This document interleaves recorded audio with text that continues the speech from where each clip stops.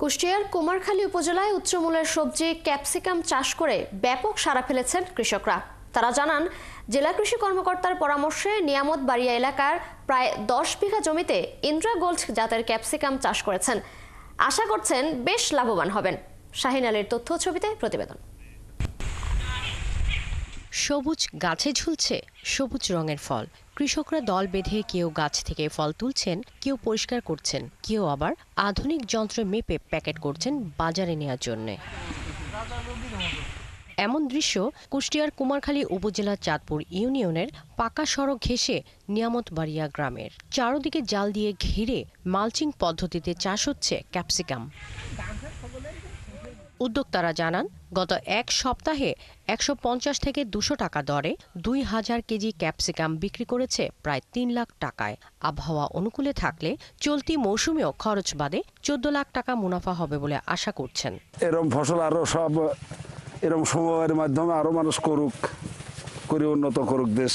প্রত্যেক সপ্তাহে আমরা 2000 থেকে 2200 কেজি ফল উঠাইতে পারবো।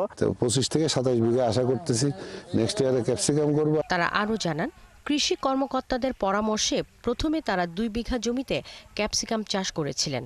এতে প্রায় দ্বিগুণ লাভ হয়েছে। এবার প্রায় 30 জন কৃষক ক্যাপসিকাম চাষ করেছেন। পুরো প্রজেক্টের শেয়ার হোল্ডারে আছি 30 জন। আর ফল তোলা প্রতিদিনই আমরা ক্যাপসিকাম উঠাচ্ছি। আমাদের ক্যাপসিকাম প্রজেক্টের যে মূল উদ্যোক্তা ইলিয়াস খান খসরু ভাই, উনি প্রায় 2 বিঘা জমি এই চাষ করেছিল, করে উনি অনেক লাভবান হয়েছিল। কৃষি কর্মকর্তারা জানান, ইন্দ্রা গোল্ড জাতের ক্যাপসিকাম 120 দিন জীবনকাল। চারা রোপণের 60 দিনের মধ্যে ফল দেয়া শুরু করে।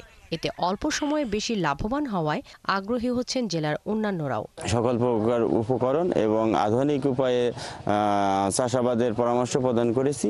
এখানে আমাদের 10 বিঘা ক্যাপসিকাম চাষ হয়েছে। আশা করি যে ক্যাপসিকামের উৎপাদন ভালো হবে এবং ভবিষ্যতে কৃষকরা আরও লাভবান হবে, এই আশাবাদ আমার কাছে মনে হচ্ছে। উচ্চমূল্যের সবজি ও ফসল আবাদে যশোর টেকসই কৃষি সম্প্রসারণ প্রকল্পের আওতায় কৃষকদের পরামর্শ, উপকরণ ও প্রশিক্ষণের কার্যক্রম পরিচালনা করেছেন জেলা কৃষি কর্মকর্তারা। শাকিলা শম্পা, 71।